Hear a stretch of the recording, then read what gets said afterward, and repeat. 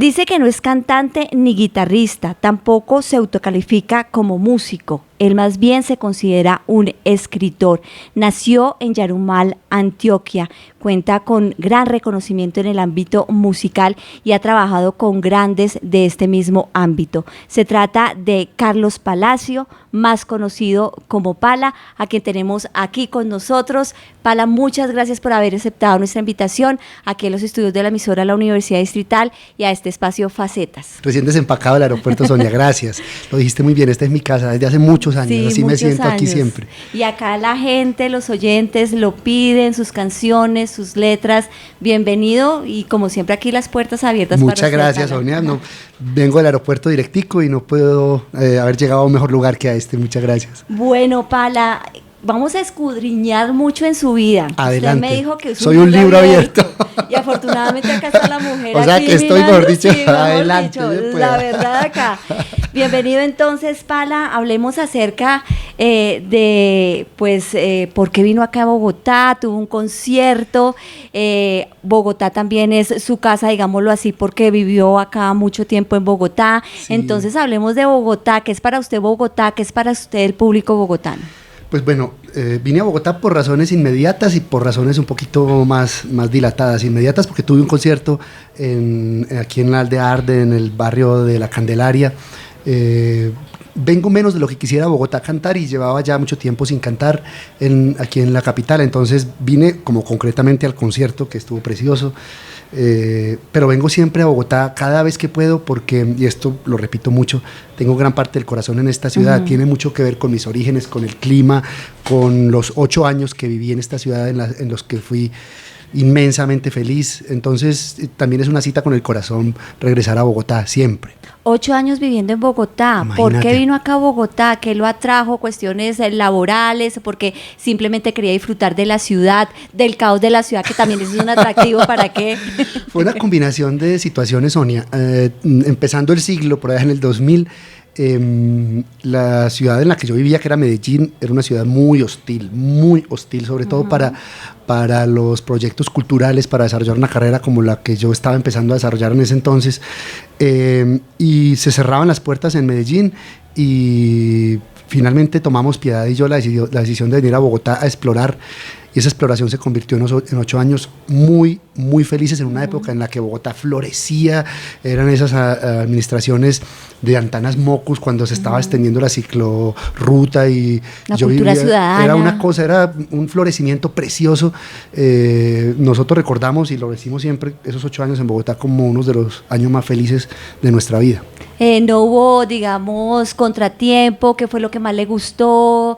Digamos, habla del tema de la administración en ese momento, de la cultura ciudadana, el trabajo, ¿cómo fue ese desarrollo laboral acá? Pues mira, claro que hubo contratiempos, no fue un jardín de rosas, pero la sensación mía, a ver, hay unas sensaciones que pasan como por la piel, por lo que uno percibe. Yo llegué a Bogotá y me sentí en su casa. En mi casa. Yo soy de un pueblo muy frío del norte de Antioquia que se llama Yarumal, un pueblo con un clima seco, frío, 18 grados, 19 grados toda la vida, un cielo azul que a veces se pone oscuro y que a veces llueve, a veces sale sol. Es decir, yo llegué a Bogotá y me sentí en mi infancia, me levantaba por la mañana, esa sensación tan loca que en la Medellín de hoy es insospechada, que uno esté peinado a las 6 de la tarde y con desodorante todavía, eso no es posible.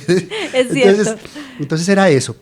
Además, yo venía, vuelvo y te digo, de una ciudad que todavía era muy convulsa, en la que no podía desarrollar proyectos musicales, y llegué a un hervidero cultural que era esa Bogotá de principios de siglo. Yo me sentía en el paraíso, te lo decía. Estaba el Rock al Parque, estaban las convocatorias a los festivales, estaban los estudios particulares y los ensayaderos, que era un concepto, por ejemplo, que en Medellín no estaba tan desarrollado en ese entonces. Hoy sí, pero en ese entonces no. Entonces yo me sentí en mi salsa, en una ciudad que me acogió, además con los brazos abiertos, porque fue muy sorprendente lo que pasó con mi música en esos primeros años. Entonces sí, fue un hallazgo en muchos sentidos que no hizo sino enamorarme de esta ciudad, y eso no ha desaparecido todavía. Ay, qué bueno, Pala. Hablemos, si usted toca el tema de Yarumal, de ese sitio donde nació, ese lugar en Antioquia donde nació. Hablemos de esa infancia, cómo fue, de sus padres también, si tenían también esa venita artística que se la pasaron a usted. Pues yo... siempre que recuerdo mi pueblo, tengo que recordarlo de una manera muy sesgada. Uno mira su infancia de acuerdo a cómo la vivió, y en mi caso particular fue una infancia tan feliz como puede ser la infancia en pueblo, que es una belleza, como protegido de todas esas locuras que tiene el mundo en general. Y yo crecí en una casa con un solar, con 3 hermanas, es decir, fue una infancia muy feliz. Miro en retrospectiva también lo que pasó con mi pueblo después. Digamos, Yarumal es una ciudad con unos contrastes tremendos, porque digamos que de mi pueblo salió Epifanio Mejía, gran poeta, o Francisco Antonio Cano, el gran pintor que marcó la pintura de este país, o bueno, pero también nació el paramilitarismo más duro y más aberrante, esos contrastes tan brutales, y se arraiga también esa visión ultracatólica y conservadora que tanto mal le ha hecho a nuestra sociedad. Entonces, cuando miro mi infancia, la miro solo con ojos de felicidad, porque fue muy feliz, porque tenía un padre que me inculcó la lectura, que me regalaba libros, que era autodidacta y que me estimulaba todo lo que tenía que ver con eso. Pero cuando miro la historia de mi pueblo en retrospectiva, también tengo que mirar eso, que se combina con la vitalidad de los jóvenes. Hoy en Yarumal también, que hay muchachos que quieren salir de eso, pero les cuesta, porque la historia de mi pueblo es una historia muy triste también.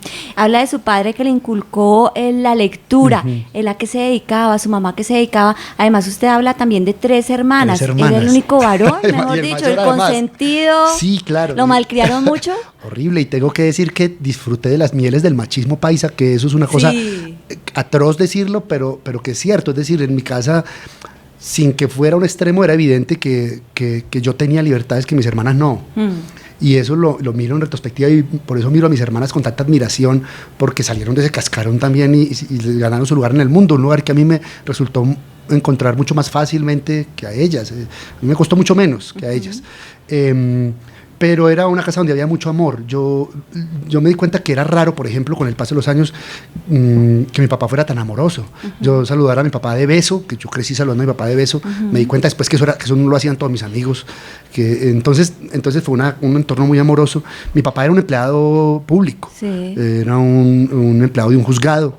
Después se fue a trabajar con mi abuelo, con su suegro, en un negocio, en una panadería, confitería. Pero era un hombre muy, muy simple, muy básico, con una claridad meridiana a la que yo le debo mucho en mi vida, y era que lo que me iba a mí permitir tener un futuro era estudiar. Claro. Entonces mi papá terminó el bachillerato mientras yo estudiaba medicina, ¿cierto? Entonces ese tipo de cosas fueron un ejemplo brutal, y siempre hubo en mi casa libros. Mi papá me llevaba a la única librería que había en el pueblo, que era librería, papelería y venta de periódico, y me levantaba y me decía, coja un libro. Y yo compraba un libro, y mi papá me regalaba libros, y me inculcaba la lectura y el amor por la lectura, y eso a mí me definió. Claro. ¿Y su mamá, su madre? Mi mamá era el señor de la casa. O sea, es todavía el señor de la casa. ¿En qué sentido? ¿Estricta? Es que mi familia era una familia muy particular. Mi papá lloraba viendo pasar un carro de trasteo y mi mamá era quien llevaba la rienda, las finanzas. Entonces, esa combinación muy bonita a mí me permitió ver desde pequeño también como ese contraste con los roles tradicionales. Mi papá era un merengue y mi mamá era el perrenque, la que llevaba, ni tan estricta, también muy amorosa, pero era quien tomaba las decisiones en la casa, quien impulsaba los riesgos y quien decía vamos a hacer esto. Pero ni tan machista la familia en medio de todo. No, había dentro de ese patrón tan absolutamente social, colectivo, que era lo que se estilaba en la época y en la sociedad. Al interior había cosas muy bonitas, al interior de mi familia, cosas que rompían con eso, que hoy la miro, cuando miro hacia atrás me parece muy bella. Porque irse a Medellín, se fue con toda la familia, ¿qué pasó ahí? Eso es muy bonito, porque eso habla muy bien de mis papás, y sobre todo de mi papá particularmente. Las posibilidades de que alguien que saliera del colegio, del liceo, por ejemplo, que era uno de los establecimientos de bachillerato del pueblo, que pasara a una universidad eran muy pocas, pasaban muy poquitos. Entonces yo un día le dije a mi papá, yo quiero estudiar, y mi papá me dijo, ¿usted se quiere ir para Medellín? Y a mí me pareció eso como muy raro, pero muy chévere, y mi papá me llevó a Medellín, me llevó a los colegios, a que escogiera el colegio que yo quería, me impulsó, él sin dinero y sin nada, lo que quería era como impulsar el sueño. Yo en medio de ese desvarío inconsciente le dije, yo quiero estudiar en ese colegio que me parece muy bonito, y era el colegio de San Ignacio, el colegio de los jesuitas, que era muy difícil entrar a ese colegio, y mi papá le decían, pero es que usted no es político, no tiene palanca. Ajá.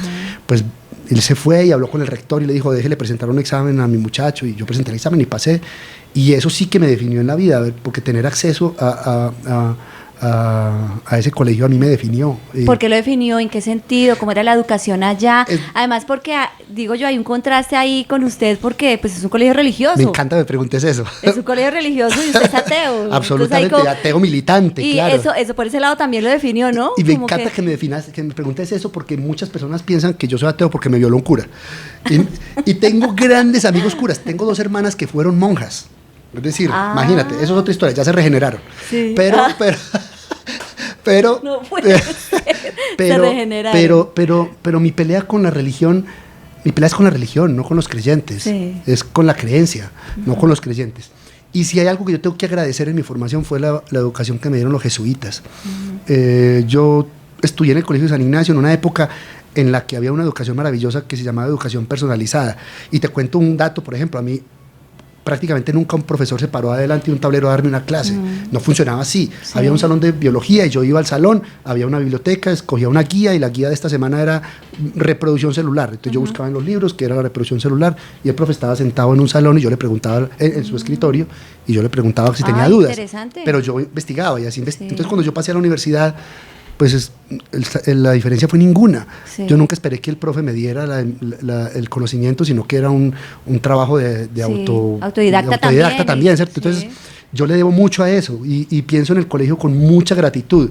Hay cosas que tienen que ver con la enseñanza católica con las que no estoy de acuerdo, pero con el colegio y con los jesuitas y con la enseñanza que me dieron tengo una gratitud muy profunda. Y me definió no solo por eso, sino porque el colegio te define por el tipo de amigos. Y los amigos de esa época fueron los amigos que también te llevan por lugares pedregosos o no. Y yo fui un afortunado, y mis amigos fueron lo más espléndido que me dejó esa época. Todavía los tengo, claro. Bueno, por el lado de la religión estábamos con el tema de por qué es ateo, pues con su educación que fue en este colegio, el San Ignacio de Loyola, allá en Medellín, que fue, o cuál fue ese momento, ese instante que dijo, no, pues en la religión no creo. Pues mira, Sonia, lo que pasa es que eso no suele ser un momento, suele ser más bien un proceso. Es decir, a menos que te viole un cura. Sí.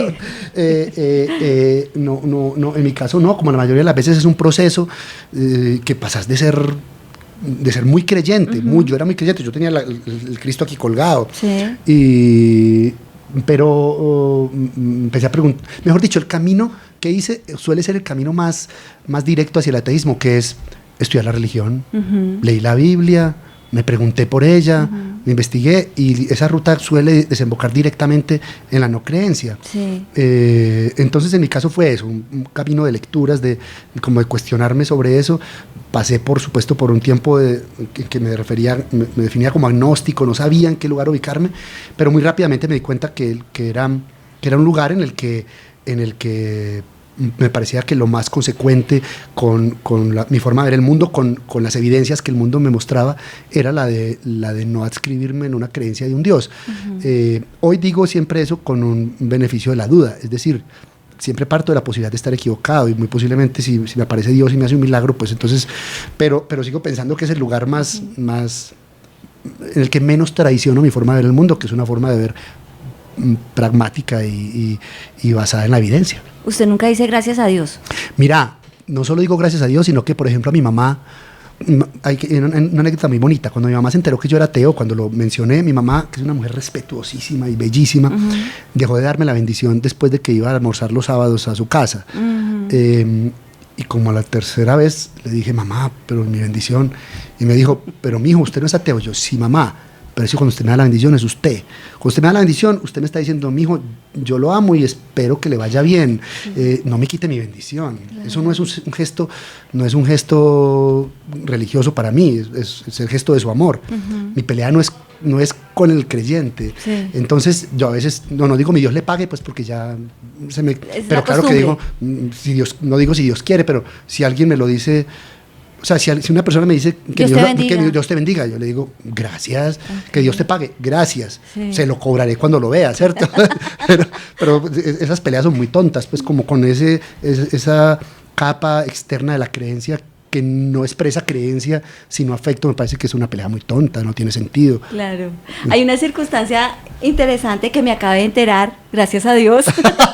Bendito sea, Dios sabe cómo hace sus cosas.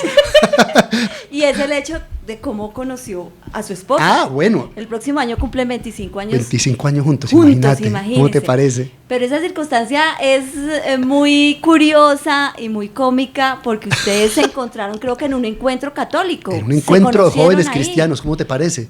Cada ¿Cómo uno. fue eso? Pues es que mi Dios sabe cómo hace sus cosas.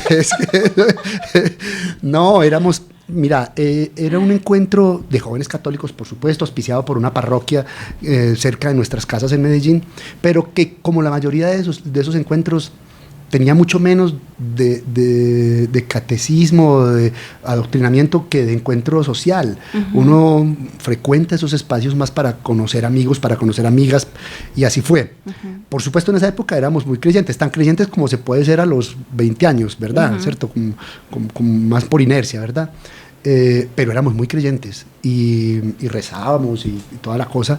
Ya no, ninguno de los dos, pero eso tengo que agradecérselo a la Iglesia Católica, que me haya propiciado conocer la piedad. Claro, imagínese 25 años. ¿Cómo le parece? Y también yo creo que el proceso del ateísmo para llegar a ser ateos fue juntos. Sí, no en una búsqueda consciente, porque no creo que eso sea una búsqueda consciente, sino en compartir las lecturas, en compartir las reflexiones, en compartir los hallazgos. Uh-huh. y también nos ha unido mucho como esa convicción de tener fecha de caducidad, que es una cosa muy bonita que te ofrece el descartar la divinidad como fuente de compensación. Uh-huh. Es decir, la religión ofrece algo que para mí es muy peligroso, y es eso de que aguántate lo que estás viviendo hoy, porque es que vas a tener una recompensa a posteriori. A mí me parece muy bien que las personas encuentren reposo en eso, calma, y defiendo el hecho de que las personas la busquen ahí. Cada uno encuentra su sentido de la vida donde quiera, ¿verdad? Por eso estoy dispuesto a afirmar que la religión es útil. Claro que es útil. Uh-huh. Lo que no creo es que uno pueda defender algo solo por su utilidad después de haberse llegado a convencerse de que es falso. Uh-huh. Es decir, porque puede que sea útil, pero no por eso cierta. El hecho de que la haga útil no la hace cierta. Pero para no enredarme, lo que quiero decirte es que como hemos crecido los dos en esa ruta de esa claridad, ha sido muy bonita, porque hemos descubierto algo que es maravilloso. Pues solo hay una vida, y es esta, y hay que vivirla con todo lo atroz que tiene, pero hay que plantarle cara con alegría, pues, porque además es un maravilloso milagro cósmico, biológico y bioquímico que estemos aquí. Pues cómo no lo disfrutamos. ¿Ha tenido problemas por lo que piensa de la religión católica? He sido muy afortunado, porque tengo que responderte que no, ¿cierto? Además, porque usted muchas veces ha escrito, usted es columnista, sigue siendo columnista de Las Dos Orillas. Durante mucho tiempo lo fui, ya lo dejé. Que muchas veces de sus columnas se refería a lo que dijo tal padre sobre el tema de Navidad y demás. Por eso lo digo, la leen, o sea, no recibe mucho trato con eso. Sí, me han dicho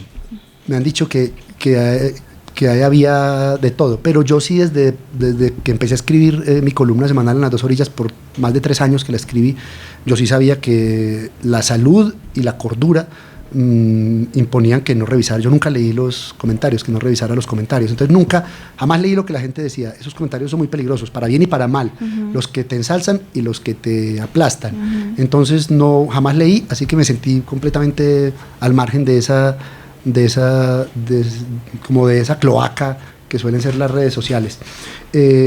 Por lo demás, jamás he tenido como una agresión o como más allá una que otra crítica tranquila, que me parece que está muy bien. Uh-huh. Porque yo lo que sí no creo es que tenga la verdad absoluta, es que el ateísmo no proclama ninguna verdad absoluta. Uh-huh. Es una postura de una duda permanente, y la duda es una belleza, porque eso es lo que nos hace humanos. Claro. Uh-huh. Estábamos ya en el colegio, la adolescencia, y ya a punto de salir a la universidad, porque decide estudiar medicina cuando le gustaba leer. Me imagino que le gustaban los poemas, hacía música. La respuesta corta es por pendejo. Y porque porque nadie me presionó, que podría ser, yo podría tener una coartada y decirle fue que me obligaron en la familia, me presionaron, jamás, nadie me lo dijo.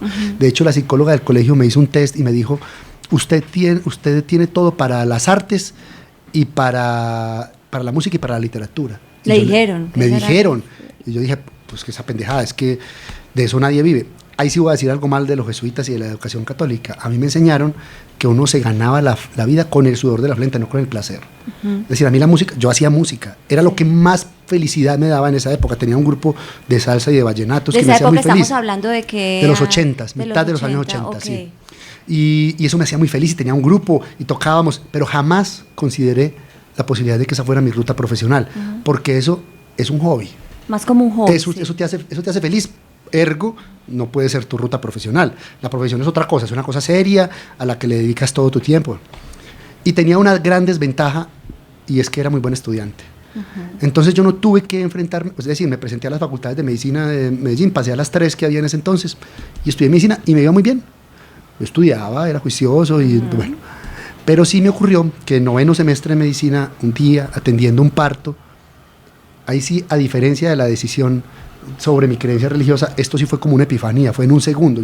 Eran las 3 de la mañana, había pasado una noche atendiendo partos y de pronto, como en las películas, como que se sobreexpuso los blancos de la escena, como si me cayera un rayo del cielo. Yo dije, pero ¿yo qué estoy haciendo aquí? Esto es lo que voy a hacer toda la vida. La señora pujando, yo sudando, el niño llorando. Dios mío, Dios mío. Esto no es para mí, Dios mío. O sea, esto no me hace feliz, esto no me hace feliz. Sí. Yo no voy a ser médico. Ese día dije, no voy a ser médico. Me faltaban 3 semestres para graduarme. Yo, bueno, ya le dedicaba esto casi 5 años, no voy a dejar esto tirado. Sí. Entonces me gradué y de esa conclusión a la decisión de estudiar o de dedicarme a la música, pues fue muy sencillo porque era la evidencia de que lo que me hacía feliz en la vida era eso. Sí. Entonces terminé la medicina, de hecho la ejercí como un año para ahorrar plata y todo eso, y ahí me fui a Cuba a estudiar música y no volví a ejercer la medicina. No volvió a ejercer la medicina. Felizmente no me he arrepentido un solo segundo en mi vida. Y no volvió a recetar, no lo llaman de la familia, no, usted que estudió medicina, no, claro. Un dolor en la rodilla, dígame. Me llama eventualmente, por ejemplo, una tía, ve que es que tengo este dolor aquí, ¿qué me he hecho? Y yo, tía, échese 50.000 pesos al bolsillo y vaya donde el médico.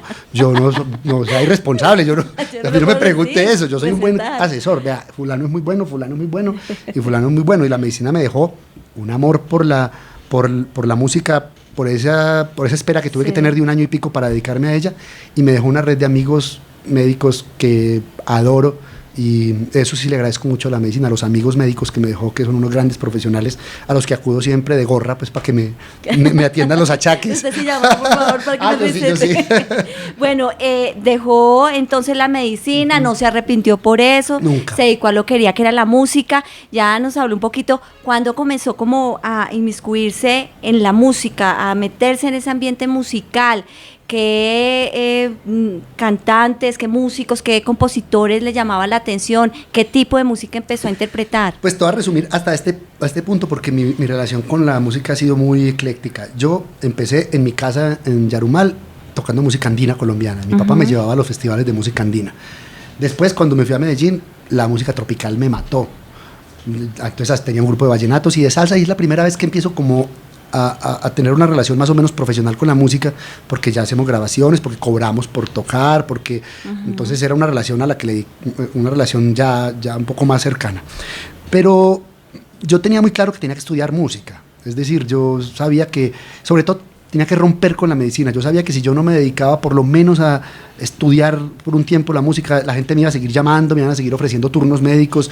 Entonces, digamos que la decisión de irme a estudiar música fuera del país tenía que ver con eso, y así fue. Yo me fui a Cuba a estudiar. Bueno, durante esa época yo encontré la guitarra como instrumento, ya la tocaba desde pequeño, pero ya como un instrumento muy personal. Entonces, pues la trova cubana a mí me definió. Yo quería ser Silvio Rodríguez cuando tenía 15 años, y descubrí una cosa increíble que la han descubierto todos los cantautores. Es decir, Serrat lo ha dicho 1000 veces, él aprendió a tocar guitarra para tocarle el culo a las mujeres, lo dice él.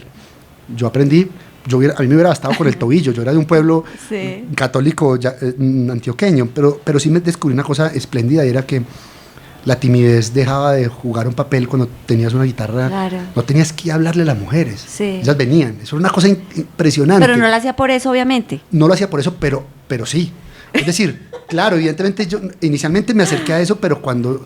No, esto está dando resultado. Esto es una cosa increíble porque vos tocas y entonces se hace un circulito y no tenés que decir hola, ¿cómo estás? ¿Cómo te llamas? Que eso es una cosa horrible. Sí, claro. Entonces, ese acercamiento a la guitarra era una combinación de ese hallazgo, de cómo te ayudaba para socializar y de algo que me hacía muy feliz, que era la interpretación misma. Entonces, quería ser Silvio Rodríguez. Yo me voy a Cuba y me descubro cantautor.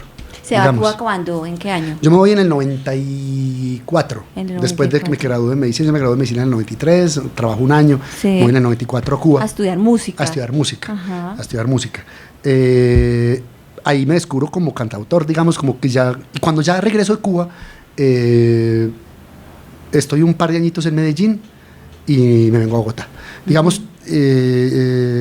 ya sí defino la música como mi carrera y me dedico exclusivamente a eso, sí. que es lo que llevo haciendo los últimos 20 años. Sí, fue guitarrista de Juanes.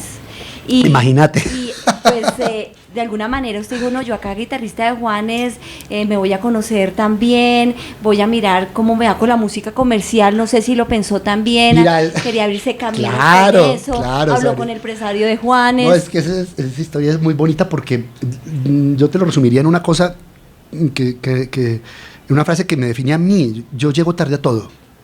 Yo llego tarde a todo. Pero hoy llego muy temprano. Pero bueno, soy muy puntual. Sí. Pero a mis hallazgos vitales llego tarde siempre. Sí. Muy buena esa aclaración, soy puntualísimo. Pero a los hallazgos de mi vida llego tarde y eso es una gran ventaja. Sí. Me ha dado cosas muy bonitas esa singularidad. Llegué tarde a entender que no era médico. Sí. Llegué tarde a entender que no era un músico de conservatorio, sino un cantautor, y después a que dentro de la música de cantautor lo que me interesaban eran las letras, etcétera, etcétera. Pero claro que cuando me dedico a la música, yo las únicas referencias que tenía eran mis amigos del rock. Yo cuando llegué de Cuba quería hacer rock and roll, es decir, yo me fui a Cuba con la música de cantautor y todo eso, pero yo no quería ser Silvio Rodríguez, quería tocar como Silvio, pero no quería ser Silvio Rodríguez. En Cuba descubrí la música de Fito Páez, es muy raro que lo haya descubierto en Cuba. Y cuando llegué aquí, aquí quiero decir a Colombia, pero a Medellín específicamente, armé un grupo de rock que se llamó Galería Bombona y que musicalmente sí que me marcó. Ahí había músicos de la banda de Juanes, y con ese formato, con esa idea de la música rock, yo me vengo a Bogotá, pero con la intención de ser solista dentro del rock pop. Yo canté en 2 versiones de Rock al Parque, trabajé en varias convocatorias del distrito con ese formato rock y hago mi primer álbum. Mi primer álbum como solista es un álbum de rock. Sí. Y en esa época, pues Juanes me llama a cantar en su banda, a tocar la guitarra. Fue un proceso muy corto, pero un aprendizaje precioso. Y ahí conocí a Fernán Martínez, su manager, y hago mi segundo álbum. Y cuando hago mi segundo álbum, se lo mando a Fernán. Fernán lo escucha y me da uno de los aprendizajes más grandes que he tenido yo en mi vida musical, porque cuando me siento a conversar con Fernán sobre la música, me dice esto. Me dice, Pala, suena maravilloso ese disco. Yo ese disco lo había hecho en Buenos Aires con Eduardo Vergallo, que es ingeniero de sonido de Soda Stereo, de Cerati, de Charlie. Y Fernán me dice, Pala, el disco está maravilloso, pero tus letras las entiende el 10% de la población. Bájale a las letras. Entonces le digo, Fernán, claro, entiendo lo que me estás diciendo, pero es que yo no soy guitarrista, yo no soy cantante. Yo lo único que hago bien es escribir letras. Sí. Y Fernán me dice una cosa que hasta el día de hoy no termino de agradecérsela. Claro, Pala, tenés toda la razón, no puedes renunciar a eso. Entonces, ¿qué estás haciendo en Miami y qué estás haciendo hablando conmigo? Tienes toda la razón, entendí todo. Claro. Entendí todo y se lo agradezco, pero profundamente. Sí. Mi nicho es el nicho de las personas que les interesan los textos, sí, que les interesa la música de la canción de autor, sí, no los grandes mercados del mainstream de Miami, que están muy bien, que son absolutamente legítimos, porque yo no estoy en esa esquina de quienes creen que hay música buena y música mala. No. Pero yo tengo una fortaleza. Mi fortaleza tiene que ver con la escritura de textos. ¿Cómo voy a renunciar a eso? Claro. Entonces, ahí lo aprendí. Fue una manera, pues, muy sutil, muy respetuosa que le dijo Fernán, señor, sí. Y que de alguna manera le abrió el camino a decir, oiga, yo no me voy por el lado comercial, sino voy a hacer artista independiente. Sí, claro, pero esa es una conclusión. Es una conclusión que te la dicta el mercado, más que él. Okay. Ni siquiera es una conclusión personal. Sí. Por supuesto que yo quisiera estar llenando estadios en todo el mundo. Claro, es que eso es una pretensión que todos tenemos. Pero yo lo que me di cuenta era que tenía algo para estar aquí y no tenía algo para estar aquí. Es decir, yo no soy un papito. No me interesa escribir canciones que tengan letra. Y ese producto que yo vendo encaja más en un entorno independiente, o por lo menos en un entorno independiente en esa época, porque si yo hubiera nacido 30 años atrás, lo que yo escribo era lo que se vendía en el mainstream en la década de los 60 y los 70. Es un asunto también entender en qué época estamos. Entonces sí, yo me he dedicado a la música independiente porque concluí que tenía algo para vender ahí y no en el otro lugar.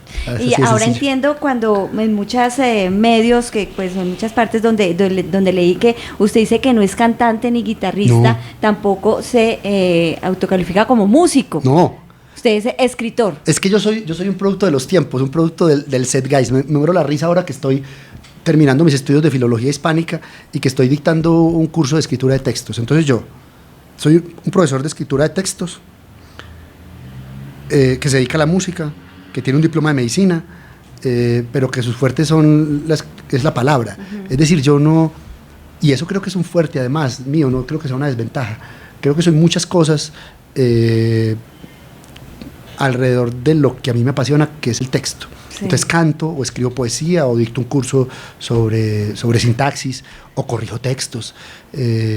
No creo que haya que poner una etiqueta en lo que hago, y con el paso de los tiempos he encontrado una cosa sorprendente, es que con la llegada de los años, en lugar de cerrarse, los mercados se van abriendo. Sí. Entonces a veces estoy en un festival como en el Hey Festival hace 2 semanas, hablando con Aide Milanés, o con el Canca en Barranquilla, en el Canal Internacional de las Artes, o dictando un curso a los muchachos de escritores de canciones, o estudiando literatura del siglo XIX en la universidad, o haciendo un concierto como el de estos días en Bogotá.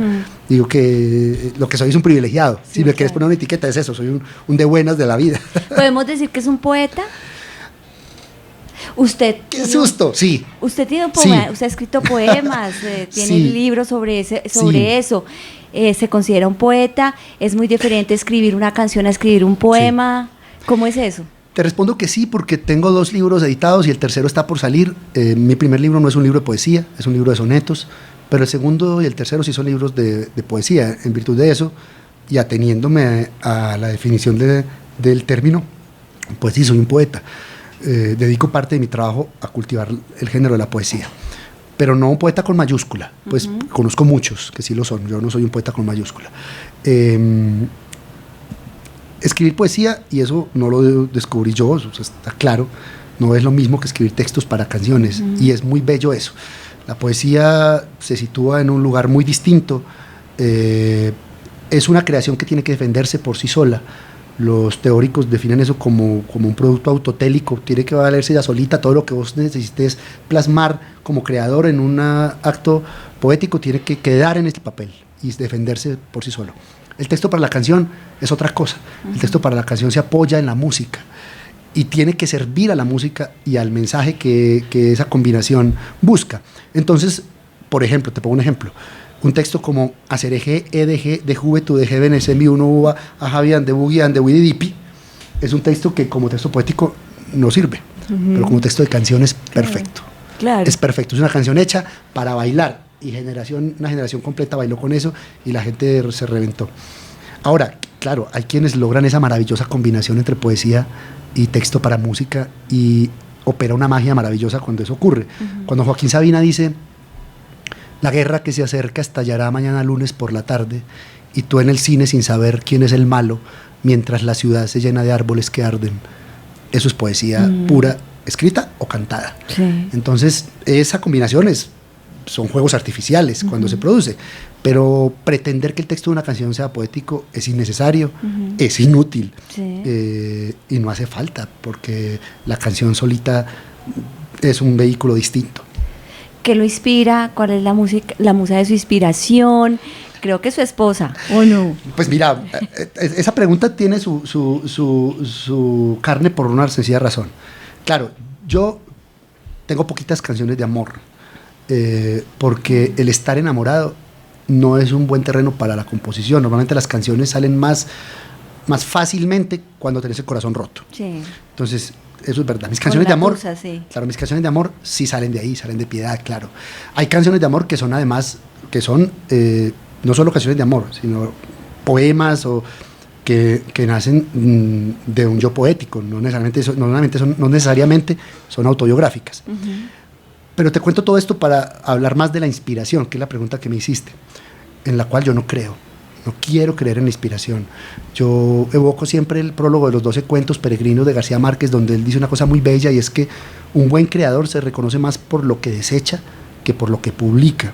Uh-huh. Es decir, apela a esa definición de la creación como un oficio. Uh-huh. Yo no quiero creer que lo que yo hago depende de que yo me siente en un lugar, cierre los ojos y una musa me sople lo que hay que hacer porque soy un bendecido y entonces me llega esa inspiración, porque mi oficio carecería de mérito, no tendría ningún mérito. Yo creo en trabajar, en escribir y en votar. Escribir y votar, escribir y votar. Hoy quiero escribir. Hoy y mañana y todos los días. Okay. Es un oficio de todos los días al cual hay que dedicarle todos los días tiempo. Y obviamente que hay días que no le sale nada. Obvio. Y por eso es que hay que ejercitar el músculo y obligar a que salga, uh-huh. Porque eso no depende de que yo quiera o de que esté contento. Obvio, dicho eso, abro un paréntesis para decir, hay días que eso sale solito. Uh-huh. Estás con una sensación, con una conexión, o tienes una sensibilidad expuesta, que creo yo que es lo que la gente llama sensibilidad. Pero hombre, yo no quiero que mi oficio dependa que amanezca así, que uh-huh. amanezca con las hormonas felices. No. Yo necesito forzar el músculo de la creación. Y claro, seguro que lo que escribo esos días lo termino botando, pero uh-huh. cuando tengo esa inspiración, llamémoslo si querés así, a flor de piel, y escribo, vengo 6 meses afinando el músculo y va a salir. Va a salir. Entonces, y no es necesario un ambiente, no es necesario, yo escribo en una hora específica, no. No, yo no. Hay una ruta para cada quien, hay unos malditos que hay que matarlos que hacen canciones en 20 minutos divinas. Yo no soy así, yo tengo que forzarlo y sacarlo con trabajo. Con trabajito. Y donde salga, sí. Estamos hablando de su esposa. Su opción de vida no fue tener hijos, ¿por qué? Pues es que si tenemos que hablar de Piedad, tengo que extenderme porque la mona es marciana. Y la acompaña a todo lado, ella es su manager, ella es también su financiadora, es de todo. La mona es el centro de mi vida, así de sencillo, sí. ¿Cierto? Y lo que ha sido para mí siempre es un faro, ha sido como mi impulso, mi soporte. Durante mucho tiempo esto no funcionaba y siempre me decía, yo no quiero vivir con un hombre infeliz. Uh-huh. Cuando yo le decía, pero es que mira, tengo un diploma de médico guardado, ¿será que vuelvo a la medicina? Y me decía, pues la decisión es tuya, pero yo no quiero vivir con un hombre infeliz. Uh-huh. Y eso es una cosa increíble mirada en perspectiva, ¿cierto? El milagro de encontrarla a ella es el milagro de la coincidencia, porque yo sabía, por ejemplo, que yo no quería ser papá, eso lo tenía yo clarísimo. Pero que ella me dijera la primera vez que salimos, si vos querés que, no la primera vez que salimos, la primera vez que tocamos el tema, uh-huh. Si vos querés que nos vayamos a vivir juntos, vamos a vivir juntos mañana, pero yo no me quiero casar, uh-huh. Y nunca en la vida me pidas que sea mamá porque yo no quiero tener hijos. Entonces imagínate lo que significa esa claridad, claro. Porque eso no se negocia. Sí, claro. ¿Cómo negocia uno eso? Uh-huh. Hay otras cosas que se negocian. Y realmente el descubrimiento es que la vida con la mona es un parche, uh-huh. O sea, es un parche, es que mis amigos músicos me regañan mucho porque yo no voy casi a conciertos, porque salgo poquito. Porque usted es muy casero, ¿no? Soy muy ermitaño. Uh-huh. Tuve un grupo de salsa 15 años y trasnoché todo lo que había que trasnochar. Estudié medicina y eso es una dosis de trasnocho. Uh-huh. Entonces a mí no me gusta trasnochar, pero no solo por eso, es porque no hay nada mejor que lleguen a las 6 de la tarde, llegar a la casa, abrir una botella de vino, coger con las 4 gatas y sentarnos frente a las montañas de Medellín, uh-huh. A ver atardecer. Eso es un parche. Uh-huh. Eso es un parche. Sí. ¿Qué hay mejor que eso? No hay nada mejor que eso. La competencia está muy dura, claro. para salir. 4 gatas. 4 gatas, imagínate. ¿Por qué tantas? ¿Qué tiene el gato? Porque los gatos son como los tatuajes. Uno trae otro y así sucesivamente. Uh-huh. Es una adicción. Sí. Yo amo mucho los animales, pero no quería tener gatos porque tenía el prejuicio que tenía la mayoría de la gente, que es que los gatos no son cariñosos, que los gatos no se relacionan, que son dañinos. No, ese es el prejuicio más tonto. Las primeras dos las adoptamos por darle gusto a Piedad, y después a los 3 años le dije yo, pero este apartamento está muy grande y donde caben 2 caben 4. Entonces, y si por mí fuera tendría 6, 8, 10, son fascinantes. ¿Quién las cuida ahorita? es que esa es la ventaja, ellas se cuidan solas, ¿Sí? es que son las dueñas de esa casa. Entonces tenemos una persona que va y les echa agua, les pone su comida y ya, son las dueñas de ese apartamento y ellas viven a cuerpo de rey. Los gatos son como los tatuajes. ¿Cuántos tatuajes tiene usted? Yo solo tengo Pala? dos, yo solo tengo estos. ¿Qué dicen? Solo la vida, solo el amor, solo la pasión. Y aquí dice Coco, que es piedad, es ella. Ay, qué bueno. ¿Y se piensa hacer alguno más? He pensado en uno más, pero lo que no he sabido es dónde, porque me gustan los tatuajes que se vean, Sí. no me gustan escondidos, pero por ahora no, ya con eso está muy bien, aquí estoy marcado Ya tanto está como marcado. quiero, sí, No, sí. claro que sí. Hablemos de esos trabajos discográficos, son muchos, 9 trabajos discográficos. Qué impresión, ¿verdad? Desde el 2001 hasta el año pasado con el siglo del oro. Sí, sí. Yo le dije aquí al inicio, usted es un referente acá en la emisora de la Universidad Distrital, la gente llama, pide sus canciones, a mí también me gustan algunas canciones suyas, pero hablemos del último trabajo discográfico, El siglo del oro. ¿Por qué ese nombre? El siglo del oro es mi homenaje al siglo de oro español, que es como la época en la que nuestra lengua se hizo universal, la época más gloriosa de nuestra lengua, y representa también mi homenaje al soneto, que es la figura poética que a mí me ha apasionado los últimos años. Lleva casi 800 años escribiéndose igual, la heredó el castellano del italiano, y para mí es una forma poética perfecta en la que han escrito la gran mayoría de los poetas castellanos después del siglo XVI, que a mí me encanta. Entonces yo me pregunté si podía traer esa forma a las músicas del siglo XX y siglo XXI, y entonces me di a la tarea de musicalizar 12 sonetos, invitar 12 amigos, 12 colegas a que cantaran conmigo esos temas, y ha sido un recorrido encantador, precioso. Es un disco que produjo Alejo García, mi socio, al que perseguí 2 años para que produjera el disco, y un disco que me ha traído muchas sorpresas porque invité a unos personajes maravillosos y todos me dijeron que sí. Entonces estoy cantando en el disco con Marta Gómez, Pedro Guerra, Jorge Drexler, David Aguilar, Loli Molina, Juanes, Ismael Serrano, Coquemaya, Santiago Cruz. ¿Quién me falta? Espero que no me falte ninguno. Sí. Acá llamó mucho la atención la de Jorge Drexler. Como es por Skype que están cantando. ¿Cómo fue el desarrollo de este video? Esa es la ventaja de las tecnologías. Jorge, lo que es un amigo encantador y un alcahueta que se suma a todas las cosas que yo le propongo. A Jorge lo conozco ya hace muchos años. De hecho, esta es la segunda canción que grabo con Jorge. Y cuando grabamos la canción, le dije a Jorge que si me mandaba imágenes de cuando estuviera grabándola. Entonces me mandó imágenes de ese momento, y después ese video lo produjo un videógrafo chileno y lo hizo en Santiago. Yo le mandé las imágenes mías, le mandé las de Jorge. Él grabó esas imágenes del video en Ciudad de México y las editó en Chile. O sea que eso es como la muestra perfecta de que las fronteras se acabaron y que los productos mismos pueden hacerse sin preguntarnos dónde estamos, sino apelando a la tecnología. Claro, interesante. Y ha llamado mucho la atención aquí. Bueno, Pala, le gusta cocinar, ¿no? Mucho. ¿Qué le gusta cocinar? Está muy bien dateada. Claro, obvio. No, mi casa es una casa que funciona muy al revés, porque yo digo, me levanto por la mañana, le hago el desayuno a Piedad, me pongo la pantaloneta y quedo libre. No es tan así, ahora que soy estudiante universitario, que estoy terminando. Pero yo trabajo en casa, soy el que cocino, Y Piedad, por ejemplo, es la ejecutiva exitosa que tiene su horario de oficina en una gran empresa. Sí. Y ella es la de mostrar de la familia realmente. Pero cuando vamos a mercar, por ejemplo, yo voy a la sección de cocina, miro los cuchillos, compro la carne, y ella se va a la licorería y trae el vino, trae el licor. Ella es experta en cócteles, ella es la que maneja los licores. Y a mí me gusta mucho cocinar, me hace muy feliz, me gusta mucho explorar, no soy un experto ni mucho menos, pero es una de las cosas que más disfruto en la vida. Me encanta la cocina oriental. Si me condenan a muerte y entonces me piden la última comida, yo pediré todas las versiones de pescado crudo posibles y no se me hace agua la boca. Pescado crudo. De Medellín, de esa gastronomía que tiene Medellín, ¿qué es lo que más le gusta? De Bogotá, ¿qué es lo que más le gusta? De Argentina, que vive en Argentina, que le fue muy bien también, porque es una historia interesante. Es que 1 hora es muy poco tiempo para hablar con usted, Pala. Las gastronomías colombianas las estamos redescubriendo y son preciosas. Te voy a decir un plato. De Antioquia voy a ser absolutamente antioqueño, yo necesito comerme un chicharrón con frijoles una vez al mes, que tenga 200 patas. De Bogotá voy a hacer tradicional también mi ajiaco. El ajiaco es el plato colombiano favorito mío. De Argentina, pues, ¿qué te voy a decir? Pastas y carnes. En Argentina me gusta mucho el mate, es un vicio que me quedó de Argentina, que disfruto muchísimo, y su repostería deliciosa, con ascendencia italiana, la amo. Esos son como los platos de esos países que muy bien dateada voz tengo en el corazón, sí.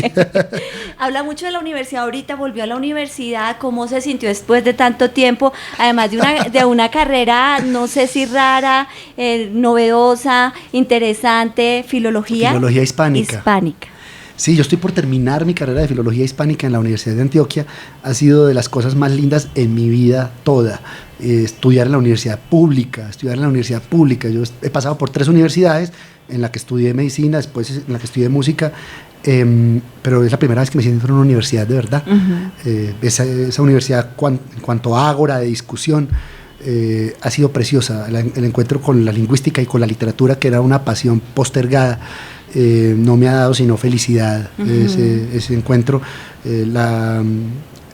reencontrarme con la juventud de ahora y tener que tragarme mis palabras pesimistas y darme cuenta que la generación no es lo que caricaturizan las redes, la generación actual no es esa caricatura que nos venden, sino que hay muchachos y muchachas absolutamente interesadas en la academia y desbordadas de amor por eso, por el conocimiento y por el estudio. Es un hallazgo maravilloso. Bueno, Pala, ¿qué está haciendo ahorita? Me imagino, no sé si escribiendo para otro trabajo musical, porque no termina, su labor no termina. Sonia, ¿qué hace? Estoy en este momento en la etapa final de presentación del Siglo del Loro, porque esta ha sido una presentación larga. Faltan 5 o 6 sencillos por presentar. Falta la presentación física del disco, que estará en mayo.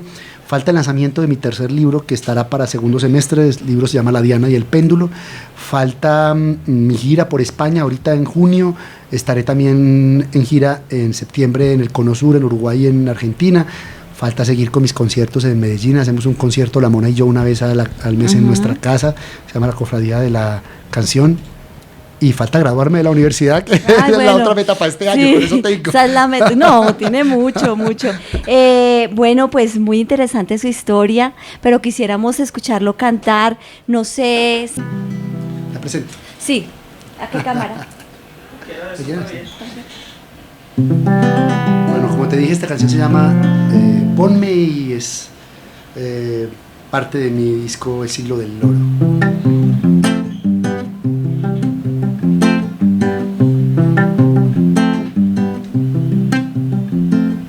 Ponme donde no alcance tu estatura,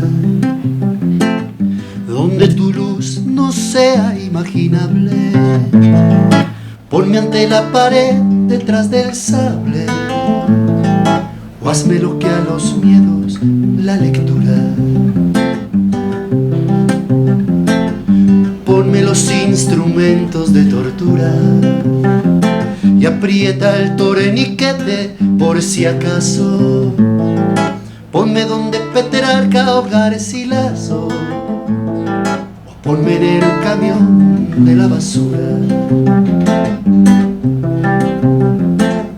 Ponme donde nacer esté prohibido, o donde los crupieres del nirvana apuesten nuestras dichas al olvido. Ponme en tu palomar o en tu ventana, que yo seré el candil que siempre he sido, uno que solo alumbra con tu llama, uno que solo alumbra con tu llama, uno que solo alumbra con tu llama.